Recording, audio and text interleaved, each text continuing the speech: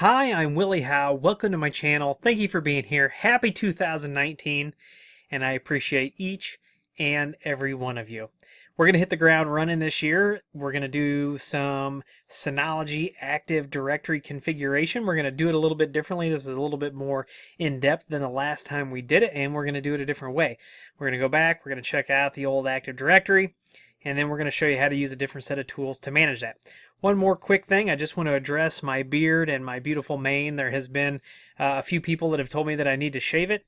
I am not going to shave it. I am going to trim it up, but I'm not going to shave it. So we'll leave that alone, and let's get on to the Active Directory with Synology video.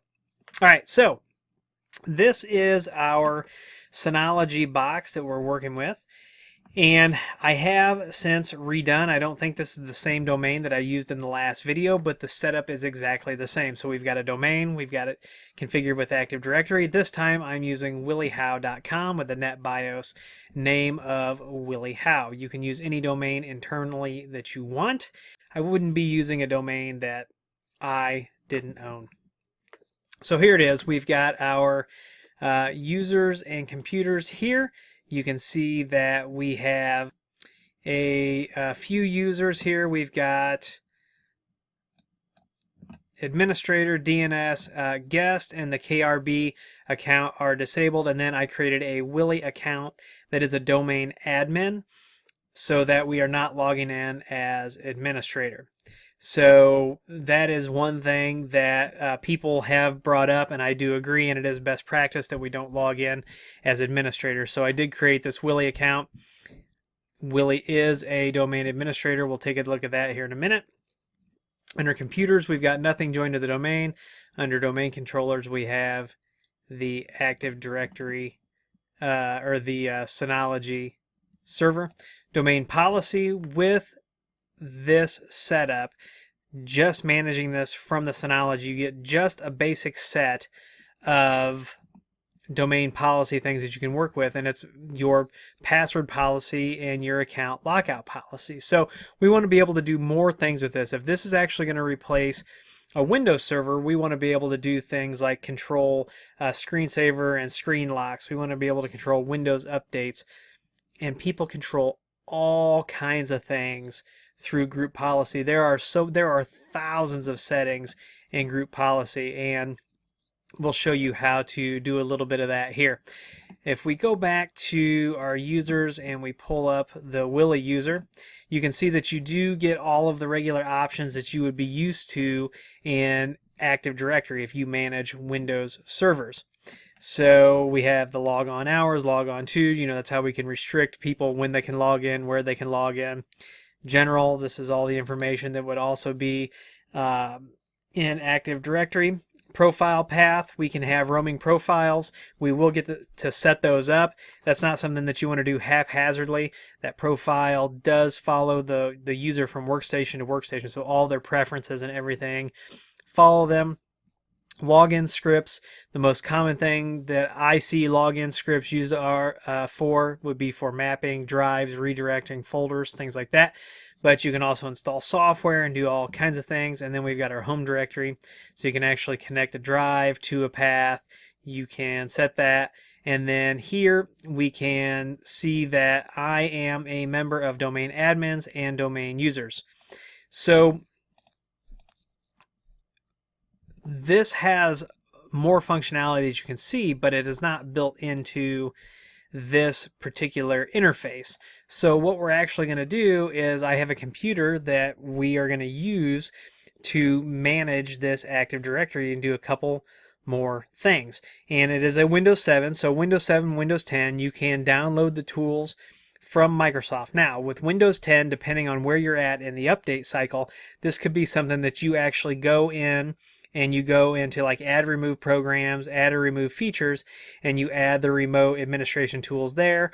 Or through Windows 10, there's another section in the new settings that you can go in and turn these tools on, or you can download the update. Now with Windows 7, we're actually going to download the tools, and with Windows 10, depending on where you're at with those those with your updates, you can also have the option to download the remote administration tools. So with Windows 10, there's about 3 different ways to get there. With Windows 7, we're just going to download the tools and we're going to be there. But the first thing that we're going to do is we are going to log into our management station. So you can see I was fooling around with it earlier. This is not the username and password. So we are just going to do a /Willie, and the / tells that machine to look to the local computer for the user. So we'll say yes there. We're going to log in to the machine here. And of course, I wanted to make sure that I could join the machine earlier because I didn't want to be doing a ton of troubleshooting if something didn't work properly. Sometimes troubleshooting can take hours. This worked flawlessly, so I removed the machine, deleted the domain. All right, so we're logged in on the computer over here as a local user called Willie. And what we're going to do is we are now going to join this machine to the domain, and then we're going to download those remote tools. But there's a couple things that you want to check first. So on this machine, what I did was I actually have a static IP because it's a management machine, so I always want to know where it's at. So I've just got a static IP address on it, so I can remote into it, I can VPN into the network, remote into this, and then I can do management of other things in my network. So what I did was I actually set the DNS server to my Active Directory server, which is my Synology, which is 192.168.66.7. That is crucial here. So that is set, so we don't have to worry about anything else there. Now, you will need to somehow get your machine talking to your Active Directory server. The best way to do that is to point the DNS of the workstation to the Active Directory server as its DNS server. All right, so the next thing we're going to do is we're going to right-click on Computer. We're going to go to Properties. If you're in Windows 10, it's something similar. For both Windows 7 and Windows 10, you could actually pull up a run command, and you could do Control System and click OK, and that is going to bring up this same screen whether you're on Windows 7 or Windows 10. This is the screen that has the information about your computer, the processor, the memory, the operating system type, and the computer name. And right here, this is what we're looking for: computer name, domain, and work group settings. Computer name here, you can see it's WH-SRVMGMT, so Willie Howe Server Management. We're going to go ahead and click Change Settings. Right here, we're going to click Change on this, and we are going to join this to the williehowe.com domain. Now it's going to come up and it's going to ask for a username and password that has privileges to add this machine to the domain. By default, and in my opinion, a problem with Windows security by default, and you can adjust the policy to take care of this, but out of the box, Windows servers will let any user in the domain bind a machine to the domain. Seems kind of silly, right? So we don't have any standard users, so what we are going to do is we're going to use my domain admin user that I set up. And we're going to enter those credentials. Now there's going to be a negotiation between the workstation and the server, and in a minute we're going to get a message that says welcome to the williehowe.com domain. Now, some things that can go wrong here. If your time is too far off from the domain controller, and I believe it's 5 minutes, don't take that for gospel, you'll have to Google that, but when I was doing Active Directory every day knee deep, I knew some of these numbers off the top of my head. But there is a time drift either way, and if you're off either way, you will not be able to join the domain. If you're joined to the domain and you get the time drift, then you are not going to be able to log into the workstation or access shares on the server. So always make sure your time is in sync with your domain controllers. All right, here's our message. It says welcome to the williehowe.com domain. We'll go ahead and click OK there. Now it's going to ask us to reboot, and we're going to reboot, and then what's going to happen is when this workstation comes back online, we're going to log in with our domain admin account. We are then going to install the remote administration tools, and we're going to take a look at some of those policies. So I'm going to pause for a minute. By the time we get back, For you, it'll be like a second. All right, so we're able to connect now, and the credentials that we are going to use, I'm actually going to click more choices. I'm going to say use a different account, and I'm going to log in with my domain admin account.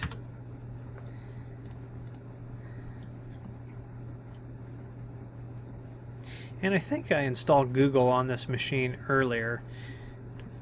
Yeah, there's Chrome. And so we will do a quick Google search, and we'll get out there and we'll find our tools, and we will get those installed.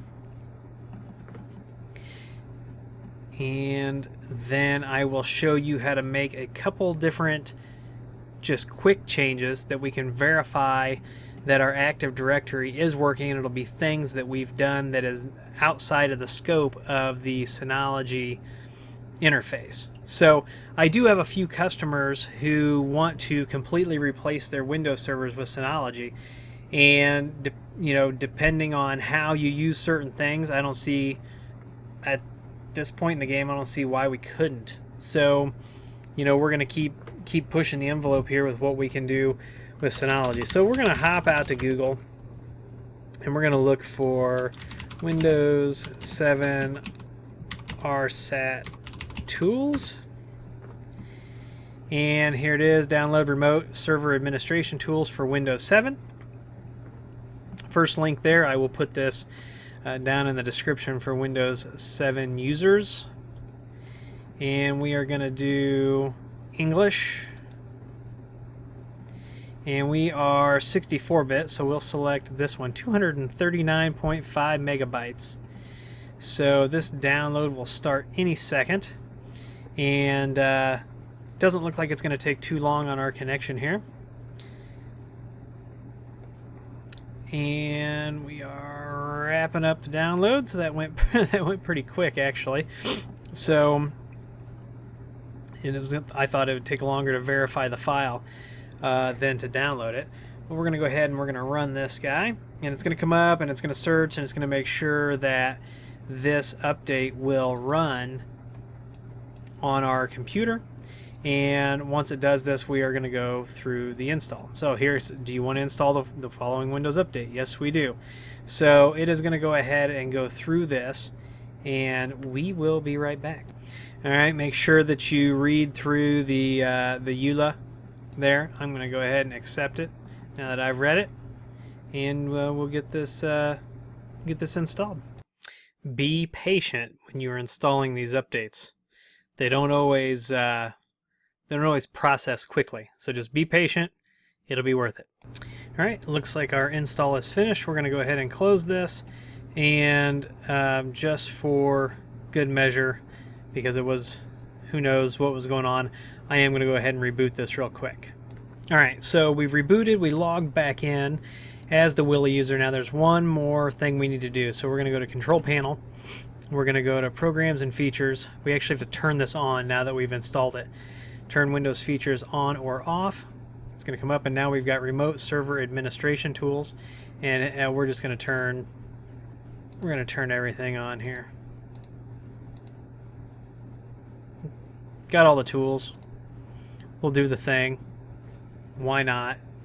And so now it says please wait while Windows makes more changes. So we're back to the waiting game. So we will be back as soon as this is finished. Make sure that you drill down into each one of these so that we get all of the tools for the things that you may want to manage. We wouldn't need Hyper-V. This is not Hyper-V, but we'll select all the things, and they will be here, and then we won't have to worry about it going forward. So now all the things are installed, all the things are turned on. We're going to click on Start. We're going to go to Administrative Tools, and now you're going to see all those tools that you are used to accessing from a server or on a Windows server when you're administering it. And we're going to be able to use these same tools to now manage the Active Directory on our Synology. So for example, we'll click on Active Directory Users and Computers. It's going to pop the tool open, and since we're logged in as a domain admin, it should automatically connect to our williehow.com Active Directory, and we should be able to manage that. So It's a little slow coming up here. And you can see here we are, we're logged in, williehow.com. We were just in the users. Here are the computers. So you only see the one, which is the one that we're logged into. We've got our domain controllers, and that's beautiful. So we'll close this. Let's look at the other tools that we've got. We've got DNS. We've got Active Directory sites and services, domains and trusts. And one of the more important tools, the group policy management. So we're going to go ahead and we're going to open group policy management. We're going to make a couple changes here, and we'll show you that it flows through. All right, so our group policy management screen is open. Before we dig into this though, the setting that we're going to change is we're going to make a group policy setting change for Windows updates. Now, this machine was just refreshed for this video, so no judgments when we get into the Windows update settings, because I'm sure that there are a few updates needed on this machine, but I wanted to show you this, and so I'll let the machine update after the video is done overnight. All right, so if I go to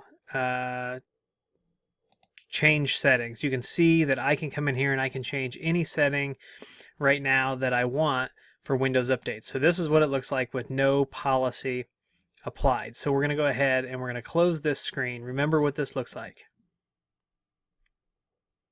It's got the red thing there and turn on, let me choose my settings. So, all right, so now what we're going to do is we're going to drill down into the forest, into the domain, and there's a couple different policies. There are the default domain controllers policy, which we're not going to touch right now, and then there's the default domain policy, which we are going to mess with. And right here it tells us, so it talks to us about the linking, and that it's linked. We're going to tell it, don't show us that again.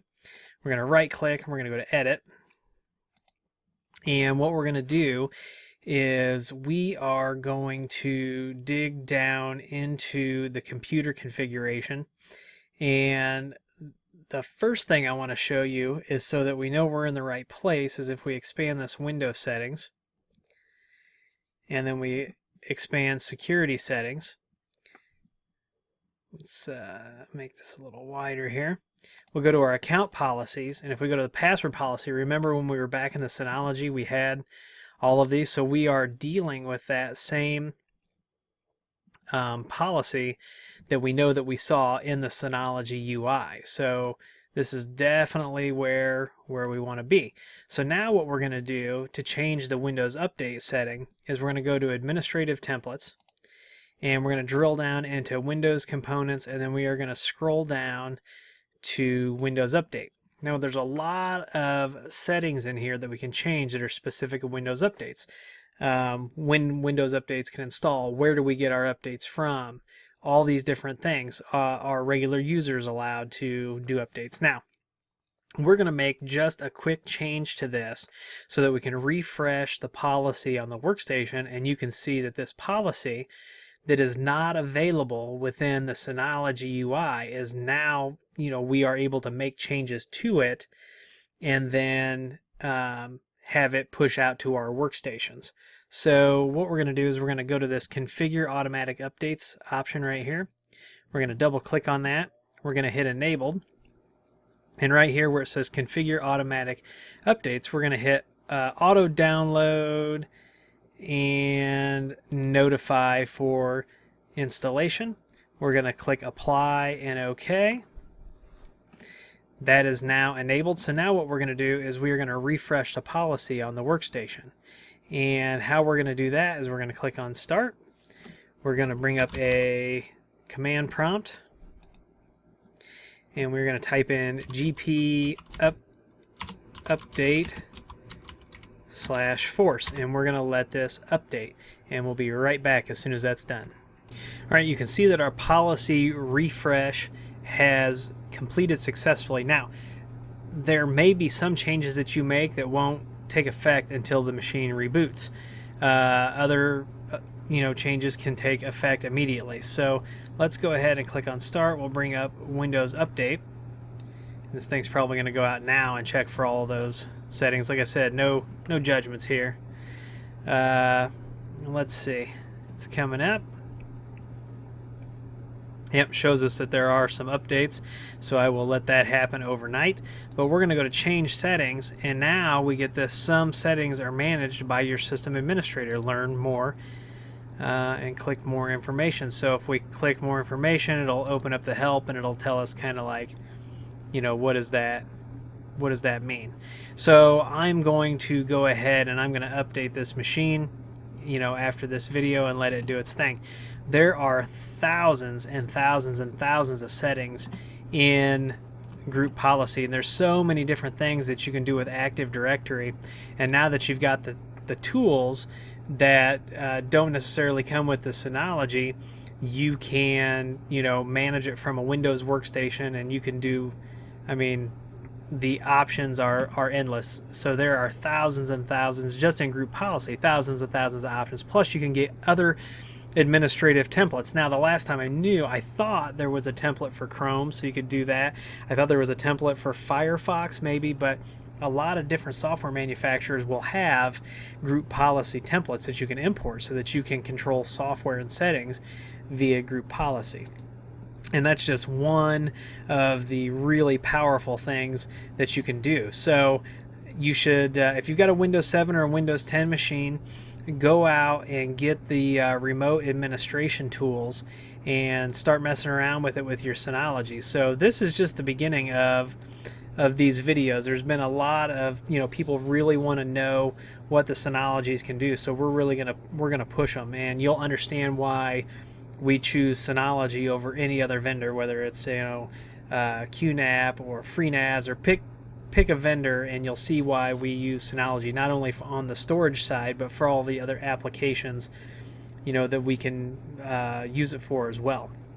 So that's it for this video. If you like the video, please give me a thumbs up. Please subscribe. Please comment and share. Please follow me on Twitter and Instagram. If you need IT consulting for storage, such as with the Synology, or if you need IT consulting for Active Directory or wired or wireless networking, if you need IT consulting for voice over IP best practices and implementation, or information security assurance, auditing, all those good things, go to williehow.com, fill out that contact form, and somebody will reach out to you as soon as possible. If we're not able to help you, we will get you a vendor who can help. That is our promise to you.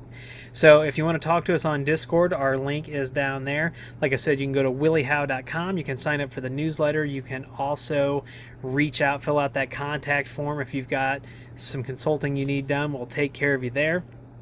If you want to support the channel by becoming a patron on Patreon, the Patreon link is down below. If you want to buy any of the gear that you see here on the channel, there are Amazon affiliate links down below, and our Amazon affiliate store. It doesn't change your price, but it does kick a couple bucks to the channel to keep us rolling here.